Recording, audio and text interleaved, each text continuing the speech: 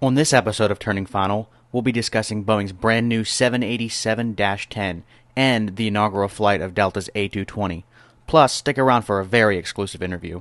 All right, so our first article comes to us from cnet.com, where today, February 9th, 2019, is the 50th anniversary of the Boeing 747.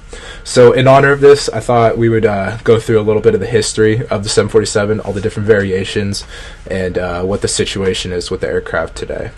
So interestingly enough, the 747 started out as a contract design for the U.S. military that it lost to Lockheed Martin in 1965, which became the C-5 Galaxy.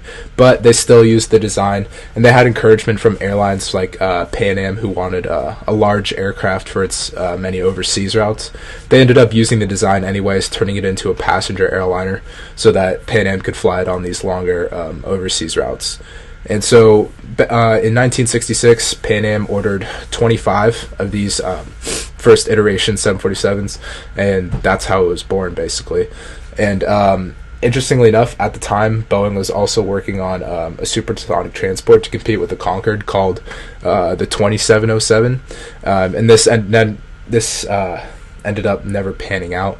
But they originally wanted to build I think it was the world's biggest plane and the world's fastest plane, because this was way before the A380's time.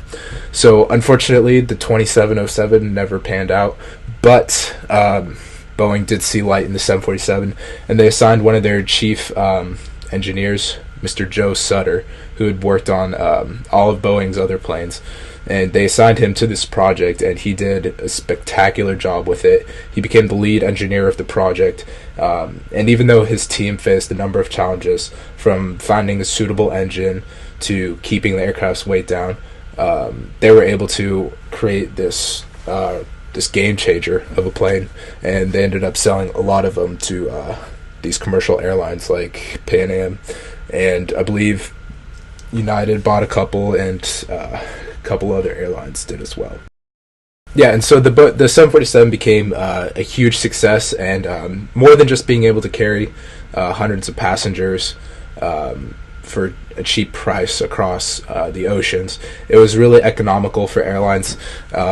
This kind of introduced the first iteration of having so many passengers on a large plane that it ended up balancing out the fuel costs, because these things at the time they were more economical, but they still cost a lot in fuel because they were large planes that needed a lot of fuel and oil. But they still ended up being very economical for the airlines. And throughout the years, they came out with more economical ones: the 200, the 300, the 400, the most popular version, and now the 8i. But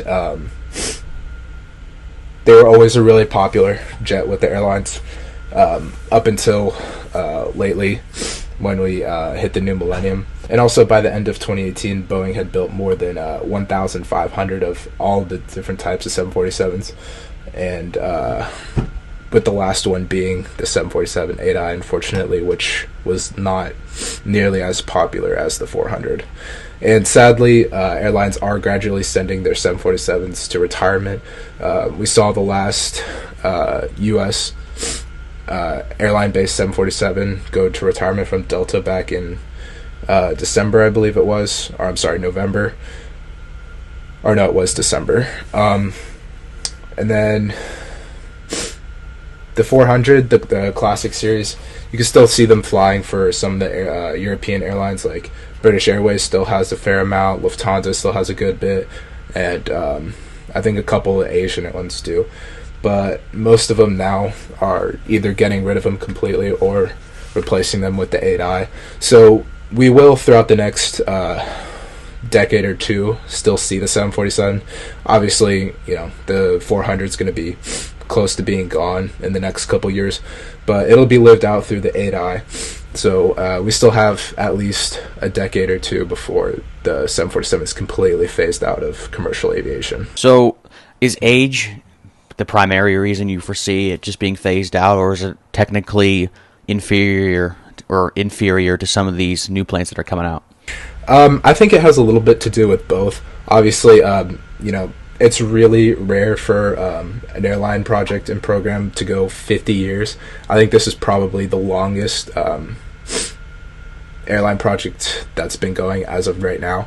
And they can keep building more economical versions of the 747, but the fact is that it just cannot compare with twin engine jets now, because the new and even Boeing knows this, because they're building new planes that are taking a lot of the market share away from the 747s, like the new 777X, which is going to be the biggest the biggest wide body twin engine jet on the market. It can carry probably a pretty close amount of people to the 747 in a 3-class configuration, and it's way more economical to operate. So I think, to answer your question, it has a little bit to do with both. Yeah, and personally, I've never been on a 747, and it's probably going to be a regret of mine, even though I'm mostly an Airbus fan. But like the routes I fly and I will be flying in the future, unfortunately, none of them will probably have a 747 on it. So the only person between the two of us who's actually been on one is you. So you're the only one here who actually has any knowledge or recollection of them. Yeah. So my very first flight out of North America, so intercontinental flight, was on a United 747. I went from San Francisco to London. That was back in 2012 or 2013, one of the two.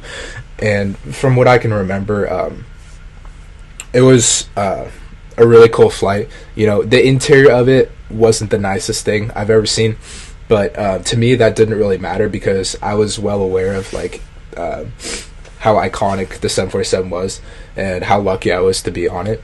And I knew that it was a plane that was starting to be phased out. And even though they were super popular with pilots and passengers, the airlines themselves were starting to get rid of them. And so I was just, at the time, really happy, and I felt really lucky to be part of the 747 history. And I think that's all that mattered really to me at that moment, besides the actual interior itself and how it compared to other flights I've been on.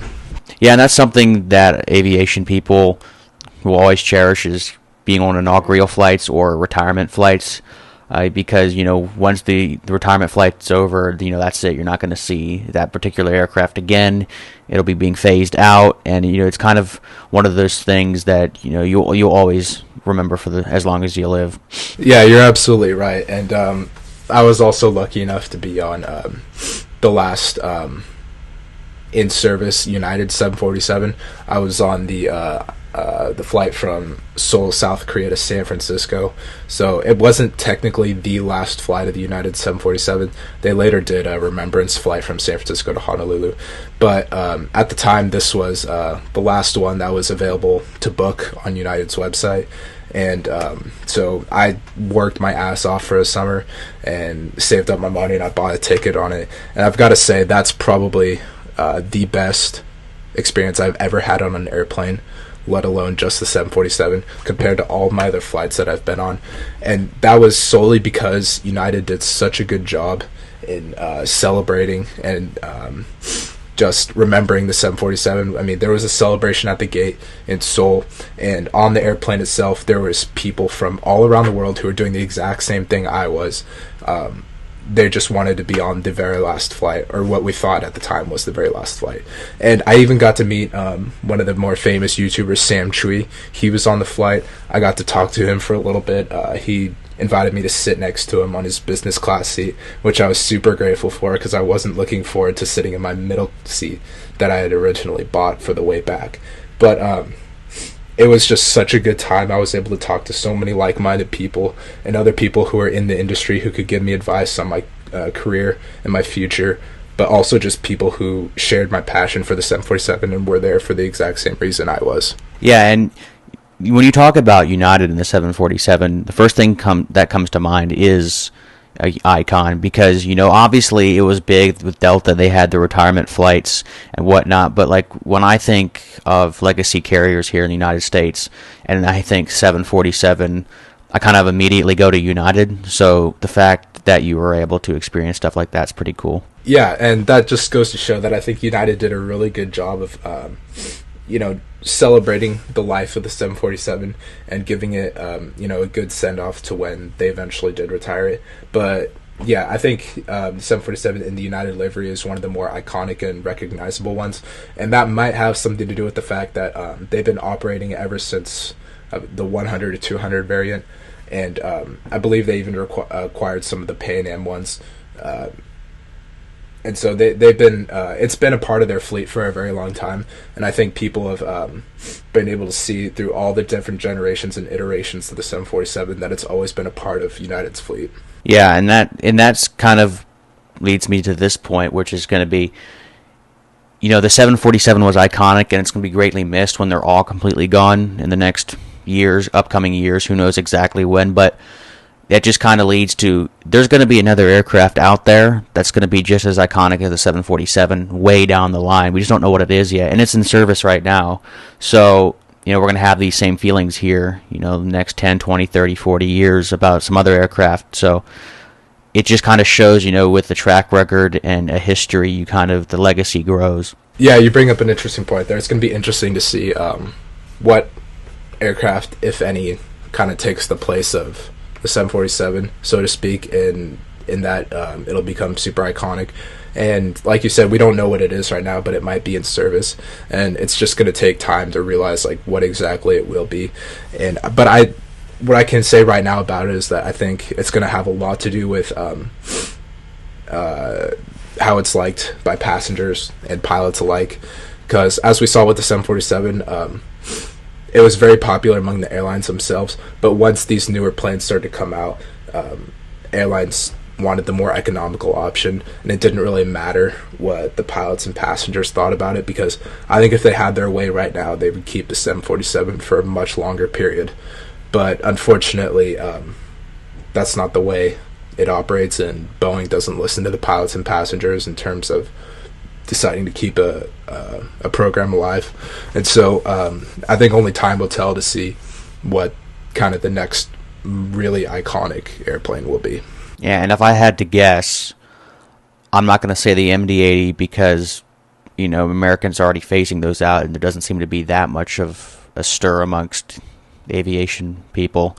If I were going to guess right now, if for a narrow body, I'd say the 737-800 because the MAX just came out, and there'll be more innovations to improve upon that here soon. So pretty soon the 800 and 700 will be kind of really old compared to the newer 737s that are coming out. So for narrow body, I'd say it's going to be the 737, and then for wide body, maybe the original legacy 777, because they're coming out the X and whatnot. So if I had a guess between wide body and narrow body, those would be the two.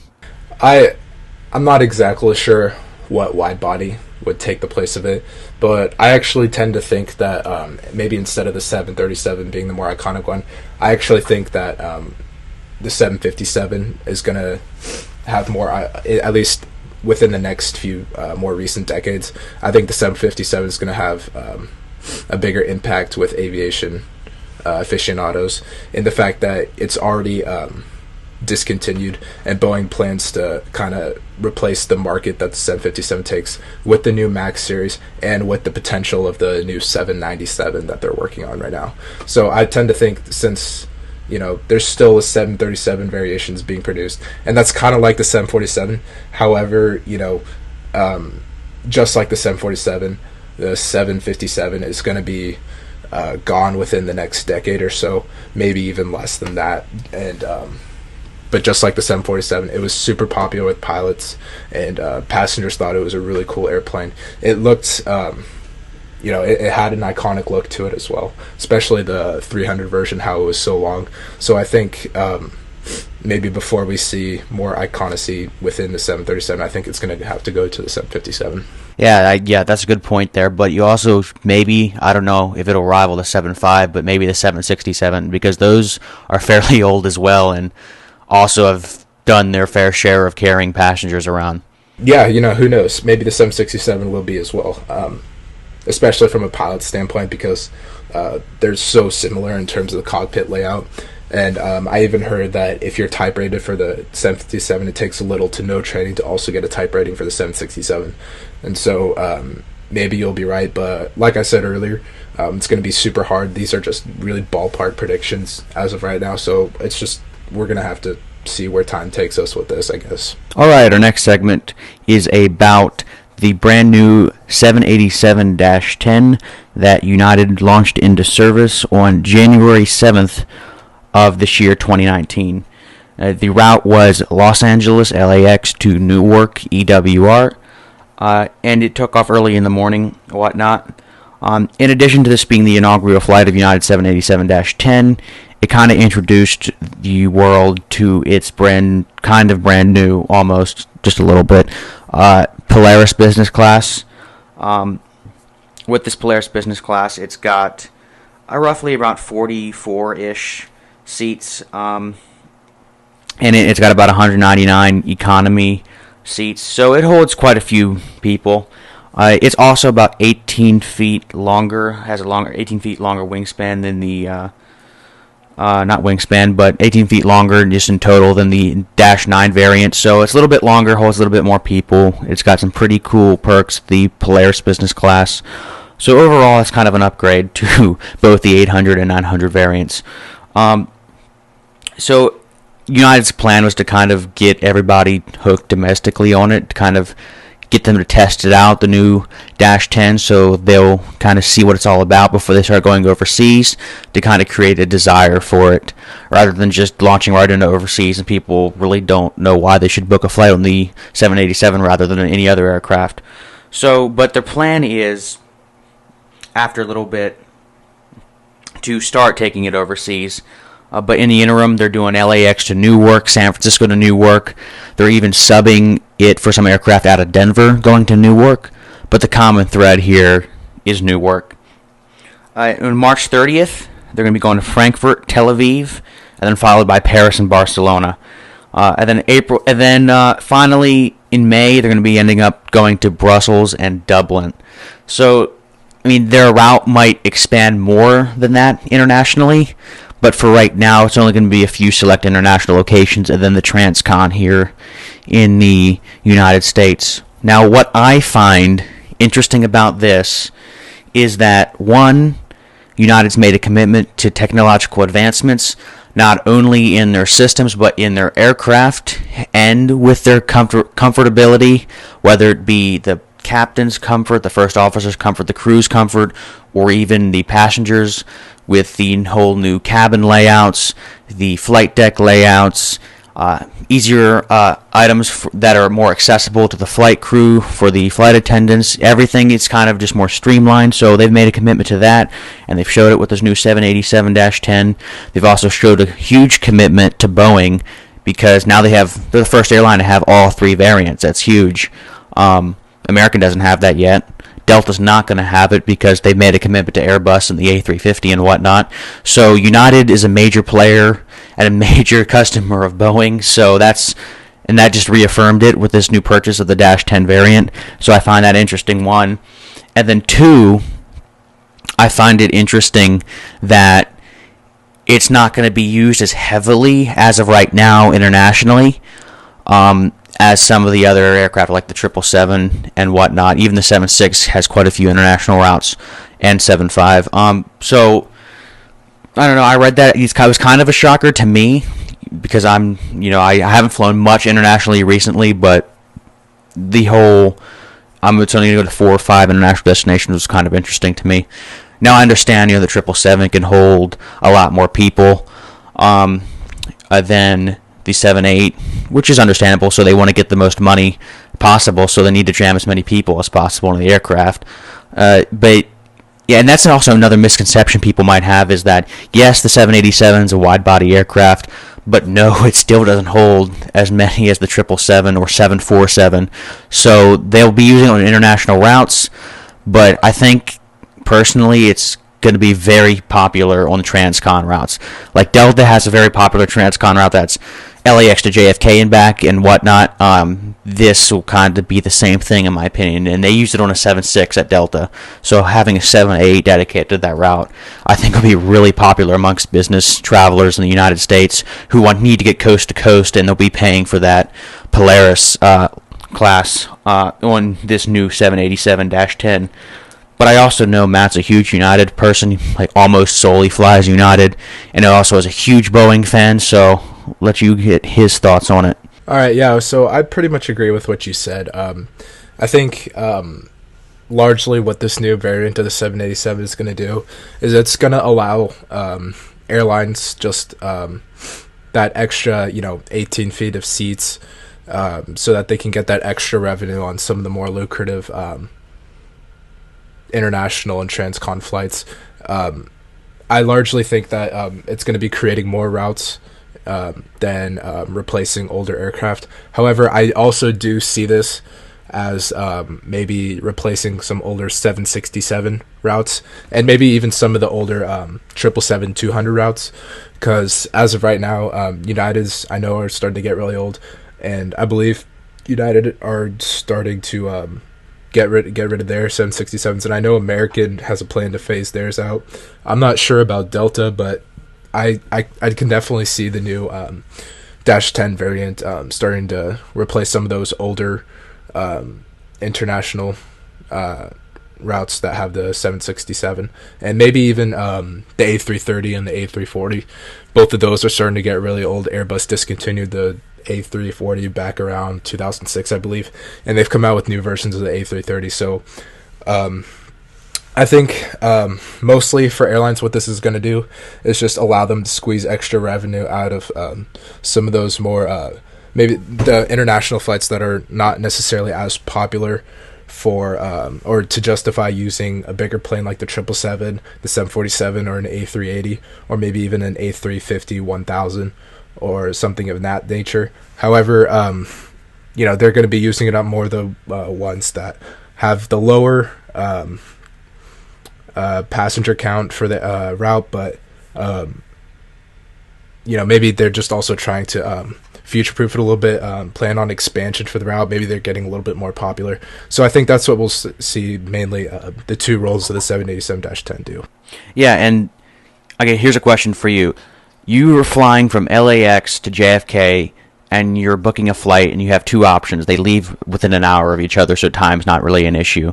You can get on a 757-200 or a 787. Which one are you going to take? I gotta say, I'd probably take the 787, and here's why. I really like the 757. However, since I'm in a position where money for a ticket is not necessarily something that I have to worry about, since I can fly standby, I gotta say I highly prioritize flight comfort and the comfort of seats in that flight. And we all know that the 787 is going to provide a more comfortable cabin, nicer cabin than the 757. Even though I would really like to fly on the 757 again, I think now that my priorities have changed since I've gotten these flight benefits, I think it really just has to do with how much better of a quality ride that the 787 offers rather than the 757. Yeah, exactly. And so I guess where I was going with this is, since they're going to be flying this only domestically until roughly March, April-ish, that could always be delayed too, so we don't even know, but they're saying March as of right now. Business travelers are going to be mainly the ones flying it because it's transcon. So, and they're going to be going for the Polaris seats and the whole comfortable experience and whatnot. And so I think it's going to really gain traction doing transcon routes. And since it can't even hold as many as the 777 on international flights, so it's only going to be doing a few as of April, I'm going to make a bold prediction and say it doesn't actually gain as much international traction as some think it might. And I think it might become just a transcon aircraft, unless they can find a way to phase out more aircraft or just put fewer people on these 787s.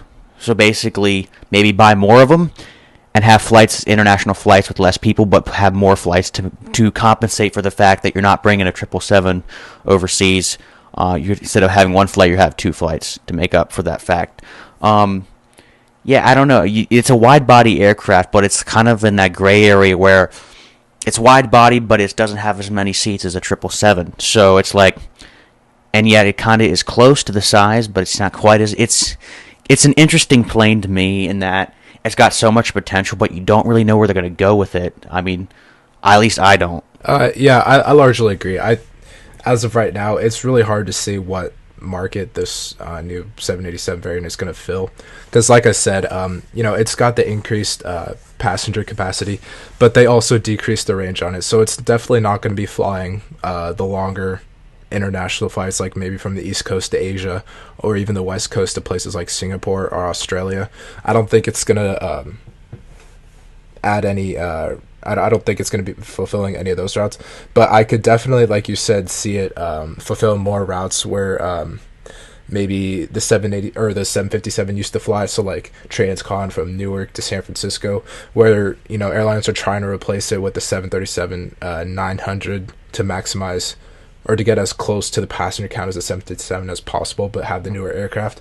But there's just the 737 and the 757 are just way too different of a market to replace one with the other. And so I think the 787 does in part sort of bridge the gap between the two, but it also has the potential to fill other markets as well. So I think we're just gonna have to wait and see what airlines really end up using it for, and if these predictions end up coming true.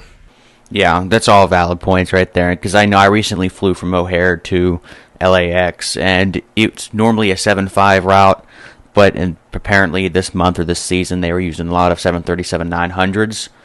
Now, even though they may be close in passenger count, there's still that kind of stigma where you want to be on a 7.5 just because the name makes it sound like a bigger or better plane than it is compared to a 737-900.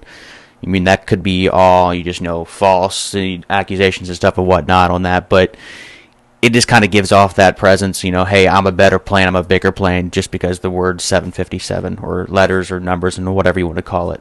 So, to see a 787 going Transcon, I think that in itself would attract a lot of customers. But, as you said, only time will tell, and we'll see what the future in the coming months are of the 787-10. All right, so this next article comes to us from flyingmagazine.com, where Bombardier is launching a new variant of their very popular CRJ series called the CRJ 550. Now, this new CRJ airplane is supposed to be a replacement for the 50-seat CRJ 700 and 200 variants, I believe. And earlier this year, we saw Bombardier sell off its C-Series regional jetliner program to Airbus. And originally, they were planning on selling off the CRJ as well. However, they decided to keep it despite all of their financial difficulties. And I guess of the continuation now of the CRJ family comes this new CRJ 550. And so it does have the same type certificate as the CRJ 700, so I guess that's what's going to be meant to replace. And United is the launch customer for this. They ordered 50 of them. 25 are going to be delivered this year by summer 2019, and then the next 25 will be delivered by summer of 2020. And they're going to be configuring it with in-flight Wi-Fi, self-serve beverage and snack station, and I think they're going to be trying out a new cabin class layout too. United says they want to put 10 first class seats in, 20 economy plus seats, and 20 regular economy seats. And this new CRJ 550 is also going to be featuring more legroom per passenger than any other 50-seat aircraft flown by U.S. carriers. So it largely sounds like Bombardier is releasing this new 550 to replace the aging CRJ 200s, the 700s, and possibly even the 900s. And this is an issue we've talked about in the past on the show where, some of the most uncomfortable flights to take are the ones where you have to get on the smaller, like ERJ 145s and CRJ 200s. Now, the 700 and the 900 are a little bit better. However, I think just overall, this is going to be a really, if Bombardier can pull this off, where it's a lot more comfortable of a flight, I think they're going to hit they're going to hit a gold mine with this airplane, because this, like I said, this is an issue we've talked about in the past, where people are starting to want more comfortable flights and more comfortable airplanes for the smaller regional flights from all these small little towns to major hubs like Chicago and New York and Los Angeles. So I think if both United and Bombardier can configure their airplanes so that this is going to be really comfortable for passengers, I think they're going to hit a home run with this airplane.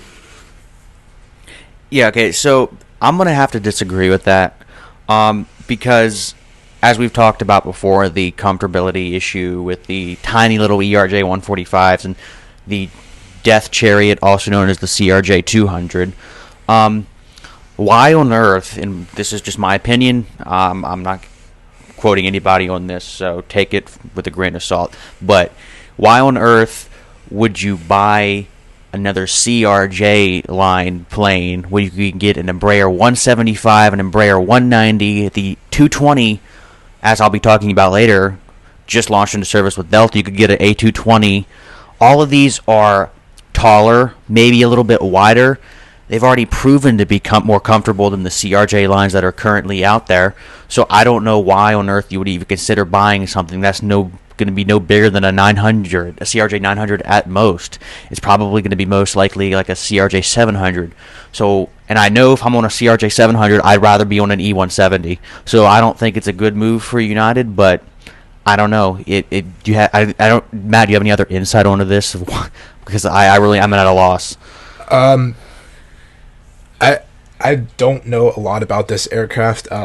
I guess mostly just the reason why I'm so optimistic about it is because this is something that needs to be improved on, is these smaller CRJs on like the half hour to hour routes where they're just cramming these people into this very tiny airplane. When I stand up, I'm 6'4", and when I stand up, I have to completely duck my head to walk inside the ERJ and the ERJ 145 that is, in the CRJ 200 and 700.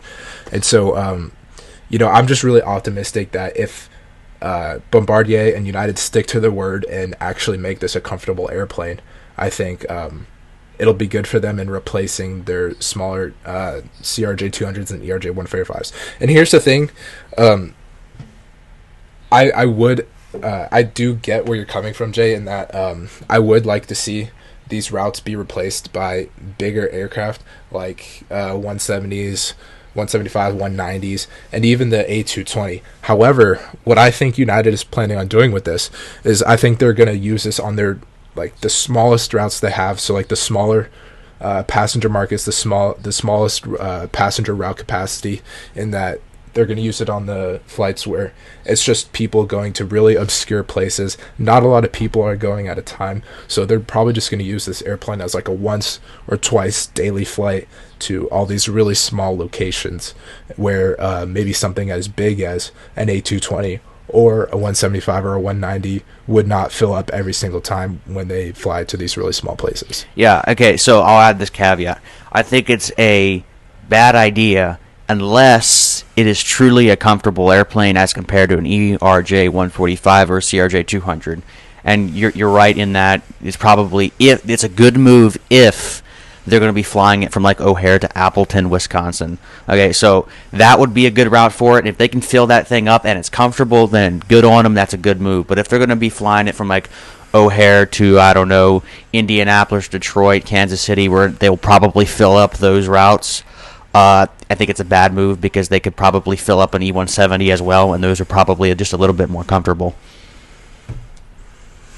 Yeah, that's basically what I was getting at. Is like, I know from firsthand experience because I live in Grand Forks, North Dakota, so we don't get anything bigger than a CRJ 700 here, unless Allegiant is flying. It's like once a week A318 out of here, which is something that does not need to be talked about right now. We could do a whole episode about that. But I think if they do correctly utilize these airplanes on the very small passenger, like on the very small market routes where not a lot of people are flying to these locations. I think they could really hit a home run with this airplane because I think it's important to make the distinction between these certain types of regional routes where if you're going from somewhere to like Chicago to Cincinnati or Kansas City, like you said, yeah, that's going to require a little bit bigger of a regional airplane. But like you said, if we're going from Chicago to somewhere like Appleton, Wisconsin, or Fargo, North Dakota, I don't think there's that large of a passenger market to be flying these larger ERJ, ERJ 140, 175s, and 195s and A220s. So I think if United can correctly implement them on the smaller passenger routes, then I think they'll really be successful with them. Yeah, and I'll just add again that they'll be really successful if they're comfortable. If they're just as cramped and annoying as a CRJ 200 and 145, I think it's just a huge waste of money. Because then at that point, why not just keep the 145 and save your money? Yeah, I think I agree. I really hope that United configures them to be as comfortable as possible. And it does look optimistic in that they're adding 10 first-class seats, which I know for a fact on Delta's CRJ 200s, they only have, I think it's like 3 or 4. I don't know how Delta names their class configurations, but they have maybe 3 or 4 of the next step up from regular economy seats in their CRJ 200s. So it sounds like compared to some of what the airlines already have configured, United's going to be offering a lot more premium cabin seating with 10 first class seats, 20 economy plus, and 20 regular economy seats.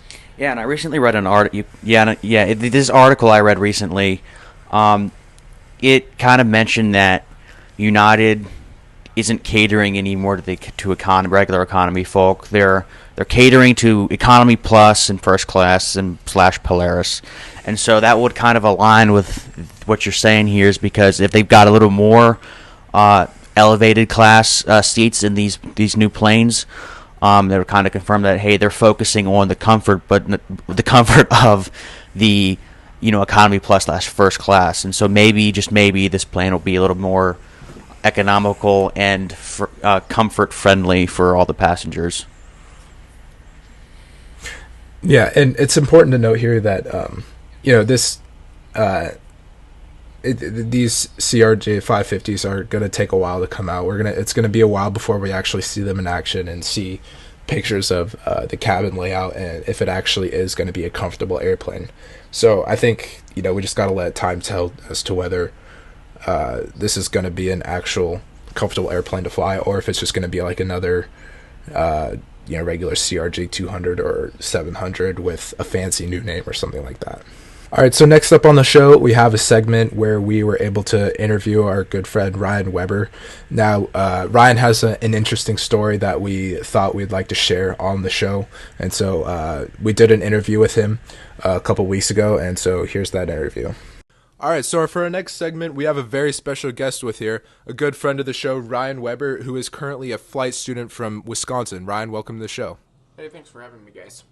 Yeah, okay, so we'll get right into it here, Ryan. Basically, we'll just be talking about your flight school experience with your hearing aids and, your cochlear implants. So I'll just get right into it here. So when did you know that you wanted to pursue aviation as either a hobby or a career? I would say when I was about 4 years old, I went to Orlando, Florida for my first trip, and I remember, getting on the aircraft and just how unique, I shouldn't say unique, but how cool the experience was to actually be able to get up to 30,000 feet and get somewhere so quick. It was just grown on me since then. Yeah, I remember I had a similar experience where, like my first time on an airplane. It's really a cool experience if it's the first time that you're on it, right? You're in this metal tube 30,000 plus feet in the air, and you're going 500 miles an hour, and you think this is a marveling engineer. Exactly. Or an engineering marvel. So, all right. So, when did you start flight school? I started flight school senior year, which was in 2016, around the spring semester, through an aviation school called Pilot Smith. And Okay. they, definitely were willing to help me understand, what was required from me. What do I need to do in order to achieve my goals as a pilot in the future? That's really cool. So, like, was this at your local airport, and how big was the flight school? Was it, like, were there a lot of people in your class? Were there a lot of instructors? So the way it was, the flight school was actually just bought by a new individual, and pretty much what they did was they were just starting off. They were trying to get it going. So first of all, we started off as just doing one-on-one with the flight instructor, doing practice takeoffs and landings, going Mm-hmm. into the pattern, and going out to the practice area, doing stalls, all of the S turns, Yeah. Mm-hmm.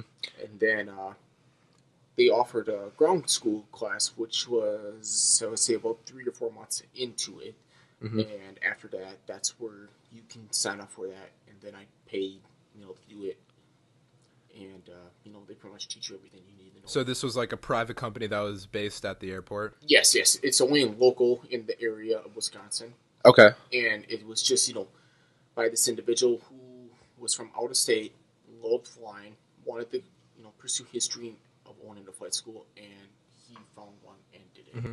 That's really cool. So, like, you've always sort of, since a very early age, you've been into it, right? But how did, when you got, because I know you had one of your cochlear implants when you were really little, and then you sort of recently got the second one, maybe Yeah. about 5 years ago, is it? When I was about 16 or 17. Yeah. Okay. So let me ask you this: how did your hearing impediment, like getting your cochlear implants, affect your decision to either go to or not go to flight school? Well, pretty much what happened was when you have cochlear implants, obviously the FAA's got more, restrictions, regulations, and stuff. So I decided I would like to work for an airline in the future and pursue my aviation passion through being a private pilot. Just do it for fun and stuff. With the cochlear implant, obviously you can attain a medical 3. You could try to, go up higher if you want, but Mm-hmm. you have to, push the FAA into Yeah. it. So then, like, did you have any issues with your medical and getting your class 3? No, no, no. Pretty much what happened was you go to the medical examiner, do the routine exam and stuff. You get your class 3, I don't want to say quick, but, pretty, Mm-hmm. in a good process. Yeah. After that, when you go to the flight school and stuff, you give them, you're saying you got approved for class 3 medical and stuff.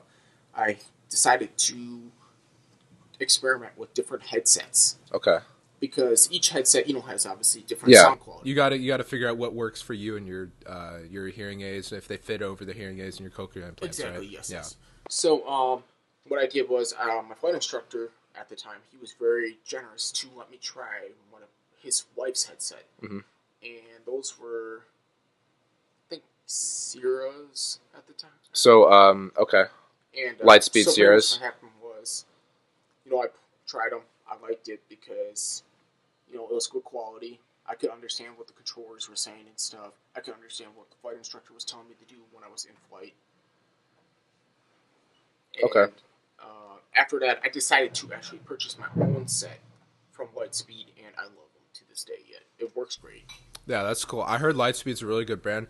I personally own a pair of A20s, but I hear they're super comparable, and there's really, there's really benefits, and you'll have a good experience with either headset. It's not like you're really losing out on much buying one over the other. Yeah, exactly. I mean, I tried the A320s and I tried the Lightspeed Sierras. Honestly, I like both of them, but Mhm. I just felt like the Sierras were better sound quality to Uh-huh. me, so that's why I decided to purchase Yeah, them. and that's the thing. Like, it's there's all these different people who try these on, and everyone has personalized hearing and all that. So the A20s might work best for me, but it's not going to work best for the next person because it's just a little bit different for every person. So that's that's good that you found the pair that works best for you and your all of your extracurriculars around your ears. All right, so so you got into flight school for a little bit. You're going through the ground school, right? You're just starting the training. Was there anything that you were like really surprised by? So when you actually listen to live ATC, the sound quality isn't the greatest. Mm-hmm. Not sure why. It might be due to internet and something like that. But when you're actually flying, the ATC quality is so much better. Mm-hmm. So I was kind of shocked how it was so much clearer, Mm-hmm. and I could understand the controllers and read back with no problem. Okay. Yeah, it was so what about specifically like with your hearing? Like did you think you would have a certain problem, or do you think that something certain would be extra hard compared to someone that didn't have hearing aids, but it actually ended up being a different experience? I didn't really, think there was going to be an issue with it because there's individuals who have their pilot's license and they're completely deaf. Mm-hmm. The only thing is, if they're completely deaf, I believe they can't actually fly into airports that have ATC. They can only go into airports that don't require ATC. So like non-towered airports? Yep. So pretty much, yeah. So does that mean they also have to stay at a certain airspace, like Bravo, Charlie so airspace? They're more restricted to where they can fly.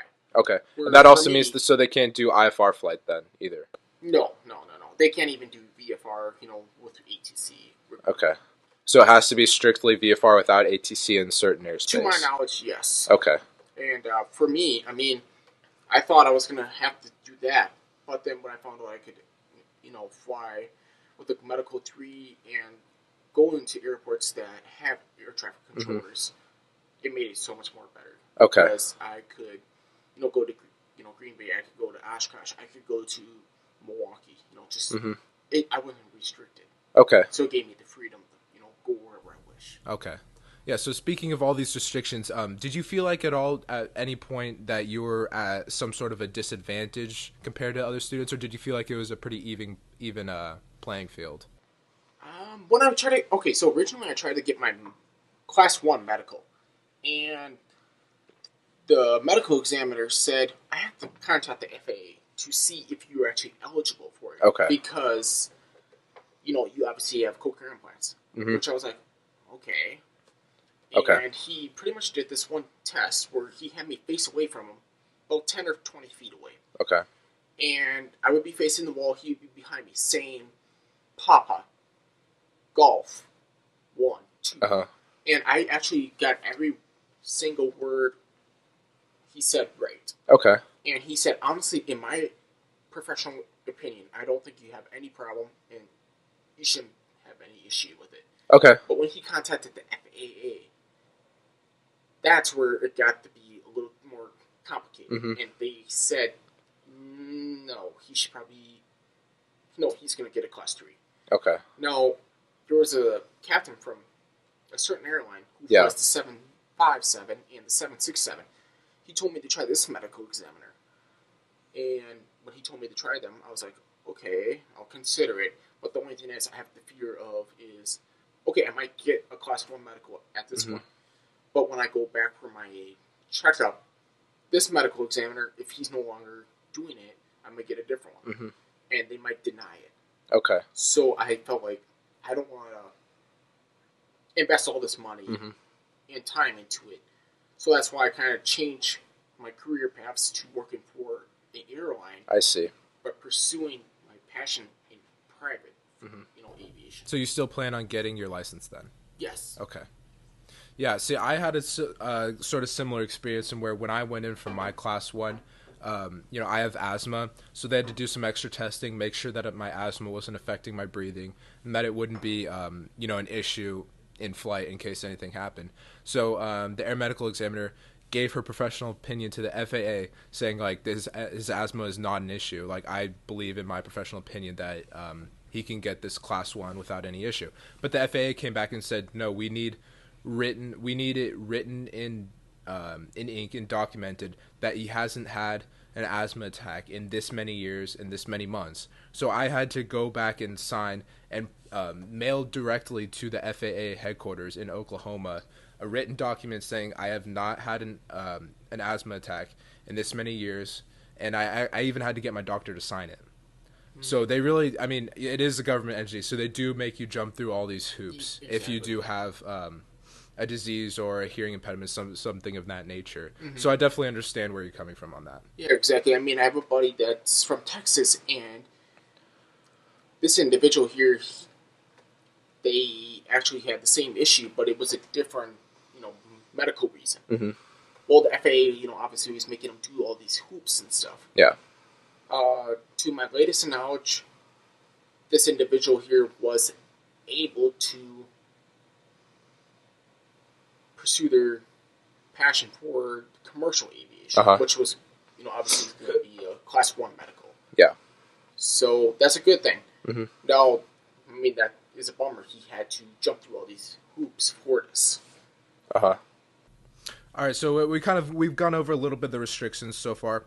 Now I kind of want to get into some of this stuff about like how far you personally plan on going into the aviation industry, where you want to see yourself end up in 10 to 20 years, and then what you would recommend for someone else who also has hearing aids or cochlear implants, if they should pursue getting a job in the airlines and trying to be captain with the airlines, or if they should probably pursue the corporate side. I just want to get your opinion on that.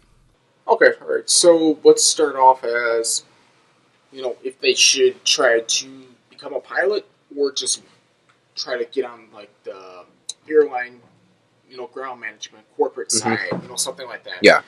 I would say it actually depends on each case. Okay. Because each individual is, unique in their own way. They have their own medical reasons, disadvantages, advantages. So from that, I would say, see what works best for you. Okay. Second part to the question would be I actually would like to pursue trying to get my IFR to multi-engine rating. Okay. As, a private pilot. Now, flying commercial or anything. So you want your multi-engine rating with an IFR rating as well? Correct, yes. Okay. And is that going to be on your private license? Are you going to get those ratings for your private? Yes. Okay. I'm not going to say I'm going to get them right away, right after I get my private pilot's license. Uh-huh. I'm pretty close to ending, my private pilot's training and going on to my check ride and stuff. I would like to probably just do VFR for a few years, just try to get used to flying the aircraft on my own. Uh-huh. Obviously, I mean, it's going to be a huge difference when you don't have an instructor there. Yeah. And obviously, as a new pilot, it's better to fly with clear weather. Mm-hmm. And from that, then as you build experience and stuff, I would like to try to challenge myself and do IFR. Okay. And after that, obviously, when I get used to flying in more harsh conditions. Like IMC conditions? Yeah, exactly. And then after that, obviously, I'll continue to get my multi-engine rating. No. Okay. I'm not saying I'm going to fly multi-engine all the time. Mm-hmm. It might just vary depending on where I want to go. Is it practical to fly an aircraft that's multi-engine versus just doing a single engine? Yeah, it's always nice to be able to have the option. Yeah, so that's what I would like to factor into consideration. Okay, cool. And so that begs the question, are you currently comfortable, like you said, it might be harder, or there might be restrictions in place for people with cochlear implants or hearing aids for talking to ATC or maybe flying IFR. So are you personally comfortable with that? Oh, yeah. So, obviously, my instructors had recommended, trying to do live ATC net. Uh-huh. After a while, I was like, honestly, it's just not working for me. It just doesn't sound like the ATC I experienced when I was flying. Mm-hmm. And that's when they said, I mean, you're right. It's over the internet. It's not going to be the quality you receive over actual. Yeah, definitely. It doesn't sound the same in the plane as if you were pulling it up through a browser. Exactly. Yeah. After, I want to say about 10 hours of flying, I started to get the hang of, the procedure and how to contact the ATC and what was expected. Mm-hmm. So you're actually ahead of the controller before they want you to do something. You kind of just get into the pattern of what they expect from you. So I started off, contacting ground for clearance and stuff. Okay. And after that, obviously I would do the readback, get into the hang of that, do the readback. Mm-hmm. And, obviously they'd say, you're good to go, blah, blah, blah. Okay. And then I would go over to tower after taxiing and stuff. Yeah. Had no problem with that. When I got to departure, that was kind of a unique experience because obviously you're doing a lot of things at once. You're putting your flaps up, if you have Yeah. the flaps down, depending on Yeah, you got to run through runway the whole conditions. after takeoff checklist and the climb checklist, all that. So that's why you got to kind of just get used to what they expect from you. Okay. So for example, you'd be like Green Bay departure, blah blah blah, whatever your call sign would be. We're passing 1,200 for 3,000, going to the practice area. Yeah. And obviously they would read back, tell you to proceed on course, or they would tell you to maintain heading, depending on if there's traffic or not in the area. So after that, I got used to that. From that point forward, I would say it got easier and easier because you just get used to what ATC for sure expects from you and the common phrases they use. Yeah, like it's like a muscle memory thing where like you just get used to hearing the standard readback and you come to expect what the controller is going to say, so it's easier for you to understand it. Exactly. And as you do that, it just gets easier and easier, and you're to the point where you're actually probably ahead of the controller. Okay. Just almost like what they're going to probably say. Sometimes they'll change it up because there might be an aircraft on final. But you got a pretty good idea of what they're going to want you to do. Okay. Yeah, for sure. So, since you are comfortable with ATC, you're comfortable flying, with IFR flights, filing a flight plan and all that. Would you ever maybe consider sometime in the future, like maybe 5 to 10 years from now, going for like your tail wheel endorsement or maybe a high altitude endorsement, something like that? Or maybe even your seaplane? I would probably consider the high altitude endorsement over the rest of them, just because I don't have the interest of flying a seaplane in water. I just don't like the idea of that. Okay. I feel like a plane should land on land. Okay. It's true. I mean, that's understandable. Yeah. That's a very understandable. And then you got so many different factors. You got more possibilities of birds being on the the area of water, such as a lake, river, wherever you decide to land. Okay. Yeah. And then obviously there's boulders and stuff. Yeah. I just don't like having those different variables. Okay. I'd rather know there's an air traffic controller always watching out for you. It just makes it feel safer. And obviously that's what makes aviation probably one of the safest ways to travel.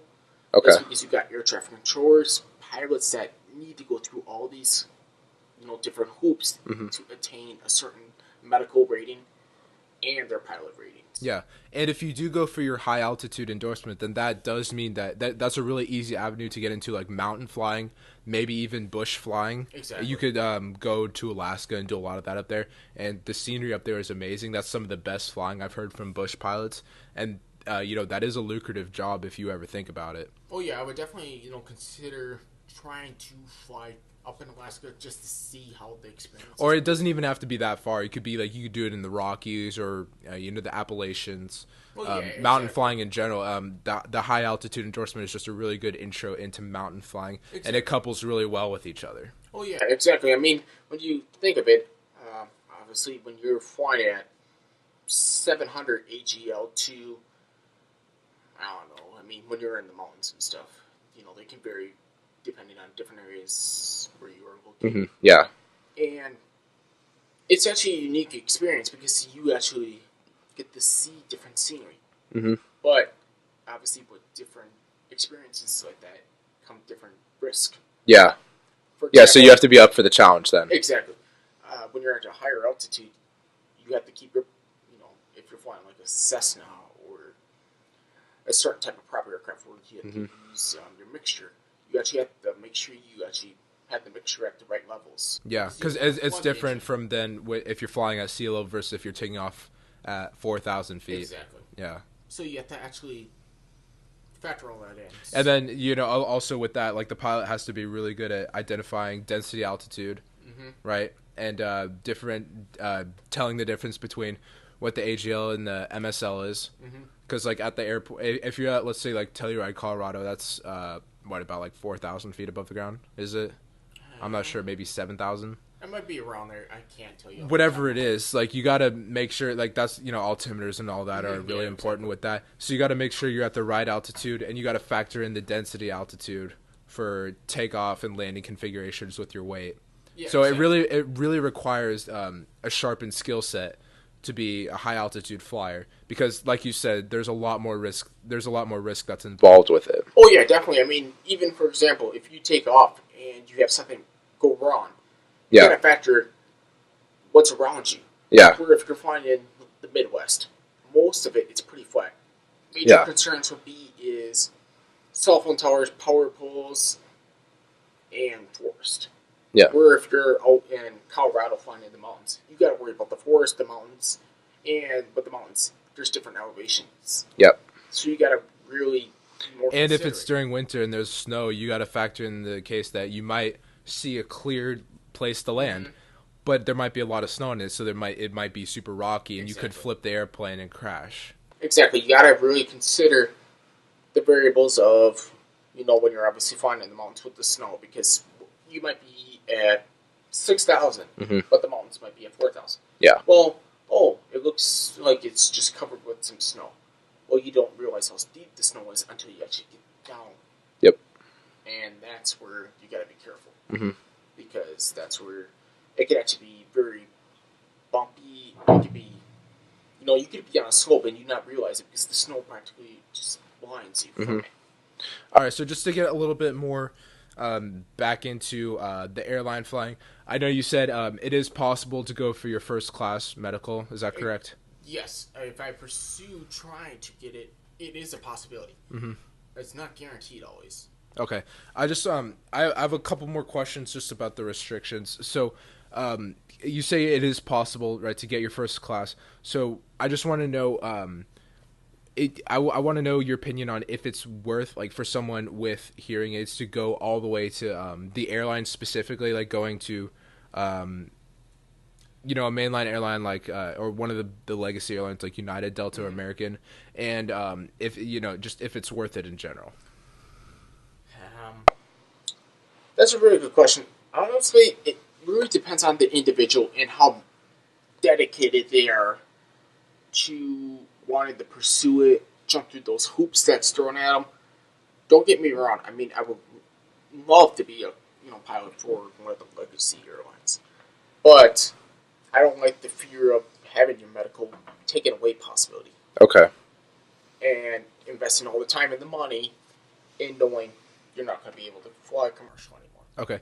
Because I know at least when I got my first class medical, there was a restriction on there saying, I did have asthma and I have to carry inhalers on me. Yeah. So would there, if someone in your position were to get a first class medical, would they have a similar restriction on there where they would have to like have extra batteries for their hearing aids, maybe, or something of that nature? Do you Well, I think? would say it's common sense to the individual because you get into the routine. For example, if you have hearing aids, you're going to understand your hearing aids are going to probably die within this time period. Because, for example, let's just say this battery lasts 3 days. Well, if you change it on a Tuesday, you would expect it probably to die on a Friday, Saturday, depending on how late you stay up and how long you have the device itself on. Same Okay. with the cochlear implant. So you gotta kind of consider always carrying just extra batteries in your wallet, your flight bag, whatever. Okay. Now, if that would happen, obviously, if you're flying commercial, you got a first officer. Yeah. If you're the captain, no, vice versa. Same if you're flying with a friend or whatever. Well, if you have two hearing aids, well, you shouldn't have a problem, depending on the individual. Okay. So you would be able to hear with your other ear. Okay. Now, if both go out due to some malfunction, battery problems, if you didn't burn batteries, well, that's going to be a problem. And that's where, that could get more risky because then there's a possibility that FAA will want to get back involved with, are you able to attain that medical 3 or, whatever medical class you want to hold. Because, they might consider that a risk or, the controllers, when you're flying, the controllers can report you for, some issues. Yeah. Pilots can report the controllers. So if anybody wanted to really do anything, it could happen. And the FAA obviously would get the report and want to check in on that. All right, cool. All right, so there you have it. You heard firsthand from Mr. Ryan Weber. It is possible to be a successful airline pilot, or basically anyone with hearing aids or cochlear implants, there's still potential for you to move up in the aviation industry as long as you're able to work through it. So unfortunately, that's all the time I have for you, and that's all I have. So before we go, if you want to plug your social media, tell the people where to find you. Nope. All right. Okay. So all right. Thank you for coming on the show. And we'll move on to the next segment. All right, and it's time for the screw-up of the week. And this is something that really bugs me. And it's not going to be a roast on a single airline. You're welcome, Southwest. It's not just about you. You're actually probably not going to be talked about this time. Because unlike these other airlines, you don't really have fare classes. So I'm talking about you, Delta, United, and American. I do love you all in your own ways, but you guys need to correct what I'm about to talk about here. So, as you know, you used to have your basic fare classes. First class, business class, economy. Okay, and then somewhere along the lines, it got the line between business class and economy plus or comfort plus, depending on the airline you're in, kind of got blurred, so now it's kind of the same thing, kind of not. So nowadays, when you say business class, some people think you're talking about first class, some people think you're talking about economy plus or whatnot. So that kind of got blurred. But the kind of one steady and constant in all of this was economy. If you were in coach, you were in coach. It didn't matter where in coach you were or what you were. You just got the standard coach seat. It didn't matter. When you said I'm flying economy coach, people knew what you were talking about. That's not the case anymore, sadly. Because in order to make a quick nickel, these airlines have decided recently to go economy plus, and then or whatever comfort plus you want to talk about it, and that segmented the economy even more because that took more people who were willing to buy a ticket in economy. Now they were not going to buy one because the price just went up by $50 to $100 depending on your economy plus seat if you're flying United. And so now that took away potential seats for paying customers. So now if those 30 to 40, 20 to 40 seats are gone, where are those potential customers going to go? Now they're going to go to another airline because all the regular economy seats are taken. And they have to buy economy plus or first class, which they don't want to do. So that is something that's really, really kind of annoying. And then they charge you almost as much as you would pay to pay first class. So if you're going to buy economy plus at this point, why not just pay an extra $150, $200 and go first class? That was kind of stupid in my opinion on behalf of the airlines to segment their stuff that way. But then it gets worse. Recently, they were really sneaky and snuck up on us with it. And I don't remember ever seeing an announcement about it. It was there, but they didn't publicize it enough because they didn't want people to know. They just kind of wanted it to be, bam, one day you wake up and it's there. It's this whole thing about preferred seating. And I did a double take when I first saw this I was booking a flight on Delta somewhere, and I thought it was an economy plus seat because the seat color was different. So I clicked it, and I was about to buy it, but then I realized it just said preferred economy. I'm like, what is this? So I did some research, and I found out you were not getting any benefits of economy plus or comfort plus. You're not getting the free beverages, so alcoholic beverages are free. You're not getting any of that. You're not getting any extra legroom. The only perk you're getting with preferred economy is it's closer to the front. That's literally the only perk they state. So, and then they're charging you ranging from $9, depending on your route, to like $60, $70. $70 just to sit closer to the front. That's insane. People have expressed their opinions about I like to sit closer to the front, and the airlines obviously have heard that so much that they've actually done something about it and capitalized off of it. And if you want to sit closer to the front, guess what? You're paying up to $70, $80 for this seat, which is absolutely bogus in my opinion. And in these seats, the exact same as the ones in regular economy, main cabin, whatever you want to call it, the exact same. You're just only perk you're paying $70 for is to sit 10 rows up closer to the front. And you know what? It's going to take you maybe max 5 minutes later to get off the plane if you're 10 rows back.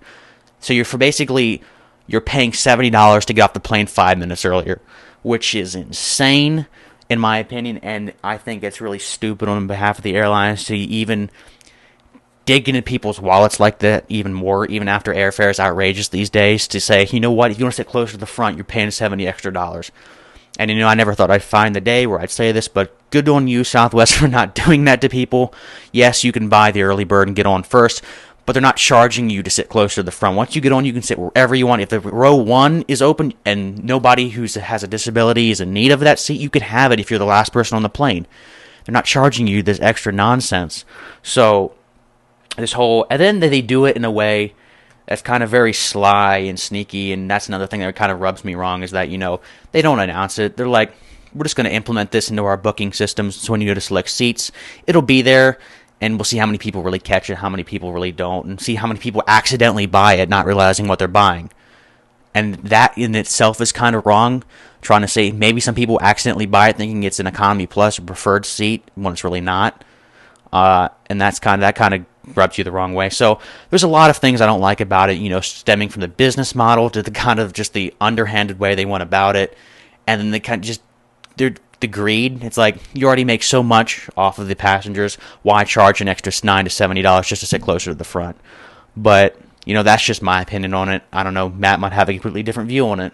Yeah, I just got to say, I really don't. And let me preface this by saying, I'd be completely happy to have someone who knows more about this explain to me exactly why this is beneficial for the airline itself, or even for passengers when booking on these airlines.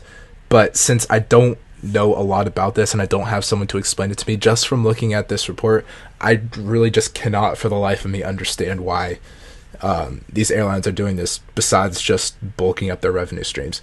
Like you said, we're not getting any extra amenities when choosing a preferred economy seat, other than the fact that you just get, it's basically just regular economy with a steeper price.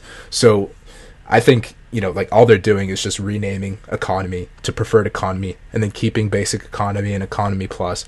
So basically, I think what this is forcing passengers to do is really consider if they want to pay the extra amount of money to be able to choose a window or aisle seat, because obviously no one wants the middle seat, and then forcing those passengers that can't afford to pay more for a regular economy seat to choose the basic economy seat and have to pay for any checked bags, only allowed to bring on one carry-on, and probably have to end up with a middle seat. So I can't for the life of me figure out why airlines would be doing this, other than to just nickel and dime the hell out of passengers. Yeah, and I love you, Delta, but you go to their website and you go to select your seats. When you hover over the little seat, preferred seat, it says, how you go to a Comfort Plus and it says enjoy complimentary beverages and whatnot. When you hover over a preferred seat, all it says is enjoy an economy seat closer to the front. Now, that's kind of stupid, in my opinion. Who's going to pay? If you're going to pay $70 for it and a first class upgrade's $200, why not just go spend an extra $130 for first class at that point? If you're willing to shell out an extra $70 just to sit closer to the front. And so it's insane now that the fare class used to be 3, max 3. Now you've got first class, business class. Some planes have that, some don't. Economy plus / comfort plus / whatever your airline of choice calls it.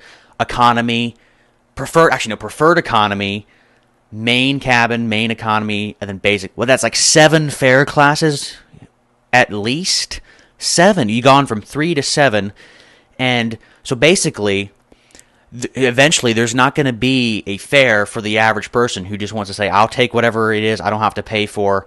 Eventually, it's just everything's going to have a surcharge on it, which is stupid. It doesn't make sense to me. So they're just nickeling, diming everybody left and right, and it's at some point people need to say, we're not going to be paying that, and we're not going to fly you guys if you keep charging us like that, and maybe it'll stop. All right, so our next segment comes to us from flightglobal.com, and it's about the now insolvent Germania airline that was based in Germany. This is the latest European airline to declare bankruptcy, after most recently, I believe Air Berlin did, and a couple other of the smaller ones back in 2016, 2015. And I think the biggest thing to take away from this is, now that all these smaller airlines are starting to become bankrupt in Europe, I think it's starting to expose an issue in Europe, in that all these smaller airlines when they see opportunities to fill vacant space and expand, too much of the time they do it too quickly, in the sense that they just can't keep up with their growth. Like they order too many airplanes at a time, or they order too many slots at an airport or something like that, and their cash flow can't keep up with the demand for liquid assets, and for paying off these new airplanes. Because I believe at the time when they did go bankrupt, they had a couple of A321neos on order, and they did disclose that they had 25 Airbus A3neos on order, which it disclosed that they were intended to completely replace their fleet of Boeing 737s. So that is a large, for such a small airline as Germania was, that's a large investment to make, to completely replace your fleet of airplanes. And really where the problem started for Germania was when Air Berlin collapsed back in 2017. Germania basically just tried to expand into all of the vacant space that Air Berlin left, and just did it too quickly and was not able to keep up with the demand, and wasn't able to get the cash flow in order to meet the demand of their expansion. Yeah, and that's kind of a big issue, is the cash flow thing. It's like, I don't know who did that, like who was making the decisions for them, but it's obviously somebody in their executive team. But like, you don't ever really want to expand prematurely, because that's a lot of extra expenses on your plate, and then if it doesn't work right away, and you're not bringing in cash, it's gonna put you out of business like extremely quickly. And I guess that's what happened here. Yeah, that's exactly what happened. I mean, like I said, this largely had to do with Air Berlin's going under, and that Air Berlin had a large market. We'll take, for example, the Canary Islands, and Germania tried to expand into that market right after Air Berlin went bankrupt, and it just proved to be too much expansion at one time. Like I said, cash flow is super important if you plan on expanding a lot, because you need to be able to have liquid asset in order to keep up with payments on these new plans, like their new aircraft and all of the new airports that they need to provide staffing at, and equipment and all that. So I think basically what happened here is that they just overestimated the amount of growth that they could do in a certain given time. And what I estimate they probably did was they built and they planned off of projected growth rather than actual growth. And this is a common mistake we see in a lot of airlines that do go under, is that airlines will start buying airplanes and making investments based on projected growth instead of based on growth that is actually happening. Because as we all know, the aviation industry is a market that changes so rapidly all the time, and it never stays the same. And so it's really hard for airlines to make decisions like this, to base expansion off of projected growth, because it's just so hard to predict what that projected growth is going to be, and it's a lot of the time not as accurate as people say it will be. So I think this is what Germania's main downfall was, is that they were basing their expansion off of projected growth instead of actual growth, and the projected growth ended up being way bigger than what their actual growth was. Yeah, and projected growth is also an issue in the airline industry, because one aircraft is millions of dollars. And so if you're projecting growth of your company exponentially, and you go out and you buy a boatload of these aircraft at millions upon millions of dollars a piece, and then that projection isn't as accurate as you thought, even by a few percentages points, you're out a lot of money. And obviously, if you're not as large as a carrier, it's going to put you under real quick. And unfortunately, it happened. But it's kind of survival of the fittest. It's a tough industry. All the airlines are constantly going at each other, with their fare classes and their aircraft offerings and whatnot. And so, it's unfortunate, but it happens. Yeah, and something interesting to note on this is that, Europe is one of aviation's most volatile markets in terms of over expansion, because this is something that we've seen a lot throughout the most recent decade. What happened to Germania? I mean, we saw this back in 2011 with LTU International, and then we saw it again in 2013 with XL Airways Germany.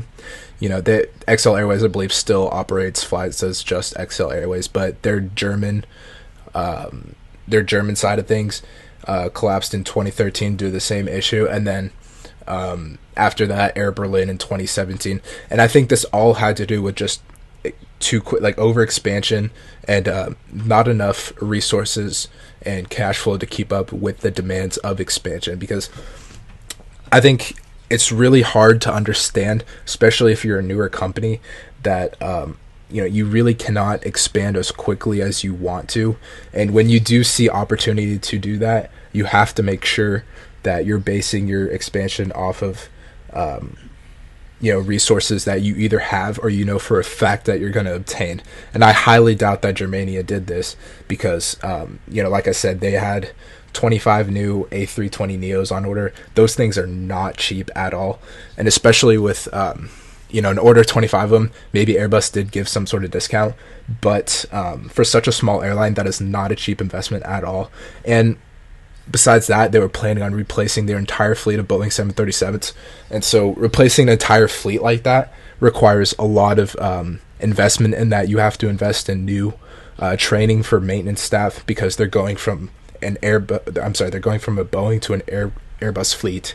And so you have to invest in new training for it, new maintenance equipment, and new maintenance manuals and all the like. So I really just think that, we're seeing a pattern here in that these smaller airlines are just making way too many expansion plans and not realizing that their resources and actual cash flow that they have just can't keep up with all their demands of expansion. Yeah, and I think an example of an airline here in the U.S. that's kind of done it well in terms of slowed growth, because they started as a very, very tiny airline, is Southwest, and thanks to Herb Kelleher.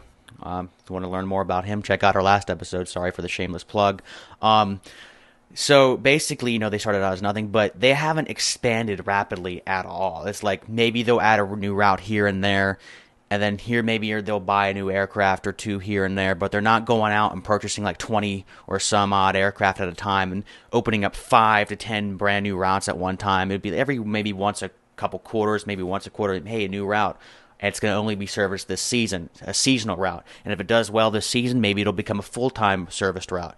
And so they've kind of tested the waters seasonally and kind of see how well that would do before they jumped head first into something that could potentially set them back a lot or just completely wipe them off the face of the airline industry. Yeah, that's a good example to use. And, if we compare that to what Germania was doing, we'll see that Southwest, like you said, they had really slow but progressed expansion. They took it step by step incrementally. They didn't do anything too quickly. Like you said, they didn't buy an absurd amount of planes at one time. They didn't add an absurd amount of routes at one time. They add a couple here, buy a couple planes there, wait a couple years in between for the cash flow to catch up and make sure that they can actually make payments on these new routes and airplanes. But as we see with Germania, as soon as Air Berlin collapsed, they expanded into a ton of different markets. Like I'm reading here that they expanded into Iraq and Iran, and they even went as far as to go into the Canary Islands where Air Berlin used to be, and I believe a couple other places as well. All at the relatively same time. And so we really don't see that gap that's needed in order for resources and cash flow to catch up to the expansion like Southwest did. But Germania, we just don't see that here, and I think that's largely why they ended up failing. Yeah, and as mentioned before, it's sad when they do, but it happens, and there'll be an upstart airline somewhere who will just take their place, and it's got to keep your eyes out for them. Yep, it'll be interesting to see who picks up the slack that all these German airlines are leaving. Maybe it'll be Lufthansa. They're big enough to where they could expand at a faster pace. Like I said, still in a progressional state, but at a faster pace than Germania was able to. So maybe they'll pick up some of the slack for more domestic, like inter-Europe routes. But we'll have to see, like, who ends up serving those routes that Germania tried to, and who picks up the slack from Germania, Air Berlin, and some of the other defunct airlines. All right, and our final segment today is about a lovely little aircraft called the Airbus A220. And yes, we talked about it in previous episodes about, Delta buying a few of them, but they weren't able to get them certified and put in service because of the whole government shutdown that lasted nearly, 35 days. But on Thursday, February 7th, yes, I'm correct, Thursday, February 7th, Delta Airlines flew their first passenger flight on the new A220. It was delivered in October, and as I mentioned, the whole government shutdown thing, so it waited quite a few months, but it flew from New York's LaGuardia Airport to Boston Logan. And the plan right now, well, it did a few shuttles all day between New York and Boston, and then it did a few longer routes down to Dallas, actually, from New York and back. So it did a little bit longer ones there, but Delta actually ordered around 90 of those A220s. 15, most recent 15 being announced just a month ago. And so out of a total of 884, 90 out of 884, it's going to be about 10% of their fleet.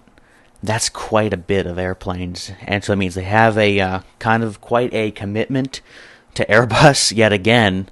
They've got the A350 instead of the 787. And now they've got 10% of their fleet is now A220s, which is kind of outstanding and, kind of shocking that they would have so many of one particular type of aircraft. But, I mean, it's loyalty, and that's really respectable to a single company. So basically, this A220 is going to be replacing, as earlier we talked about the CRJ.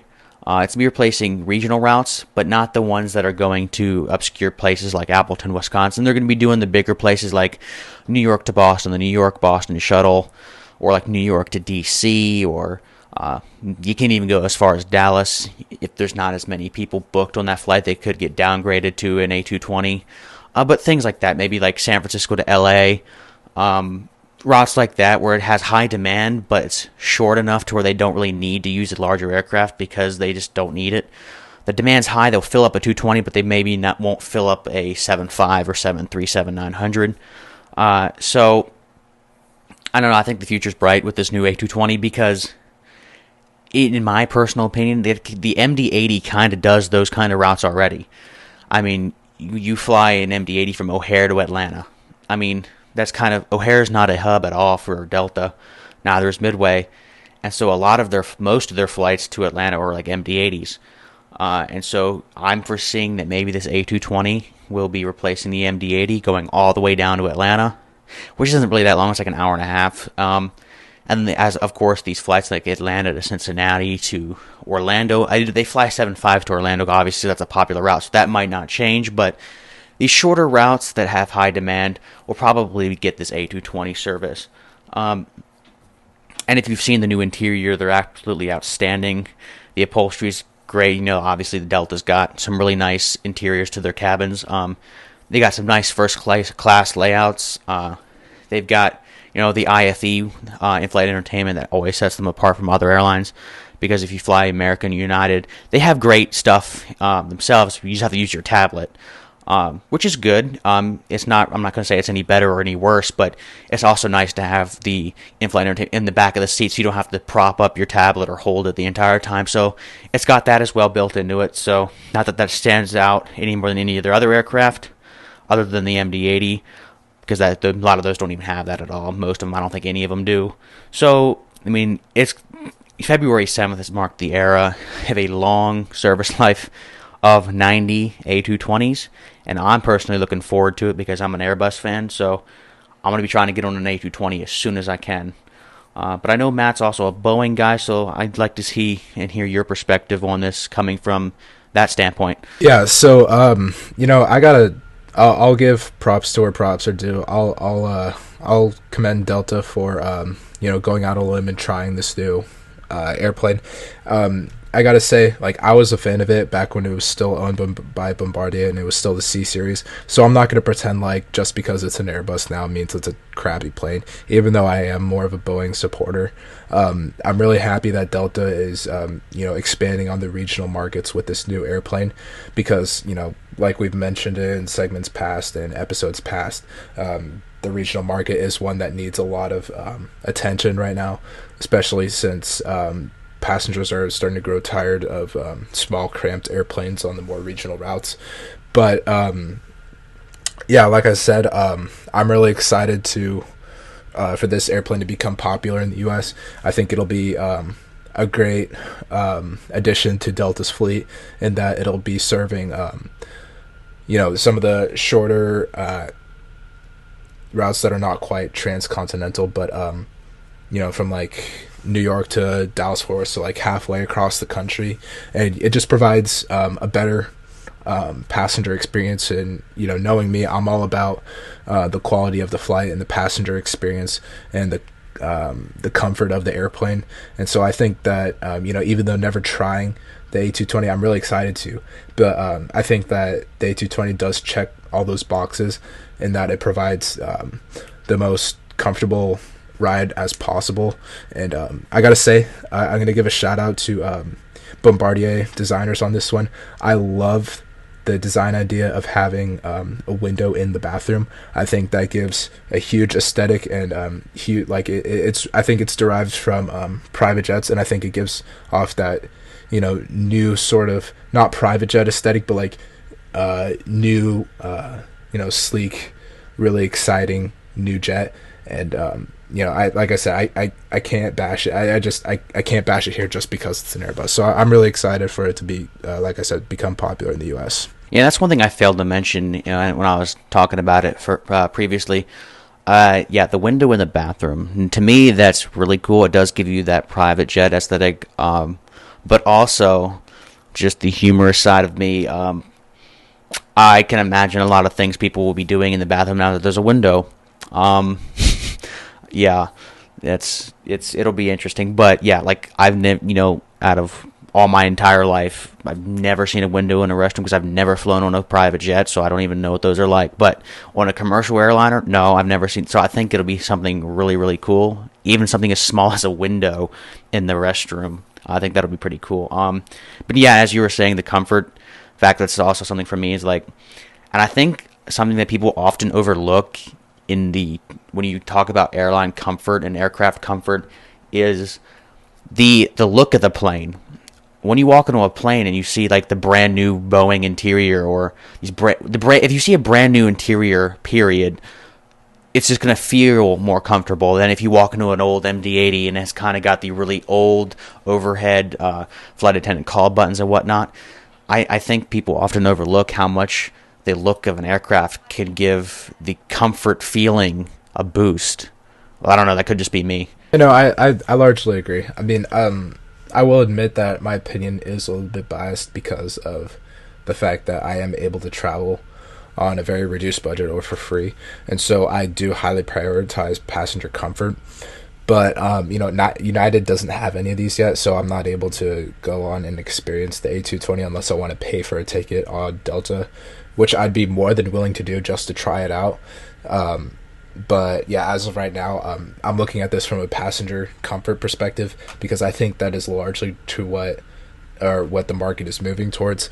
And I think Delta was wise in purchasing a lot of these aircraft when no one else was, because if it ends up being successful, then Delta is going to be praised for operating a large fleet of these, because I believe they have around 50 on order, either on order now or being delivered within the next couple years.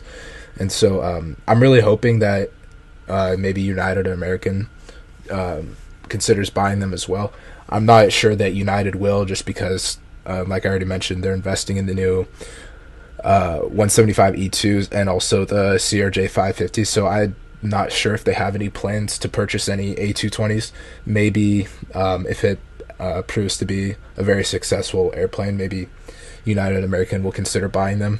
But like I said, I gotta just give nothing but props to Delta for taking the chance on it and trying to invest in passenger comfort.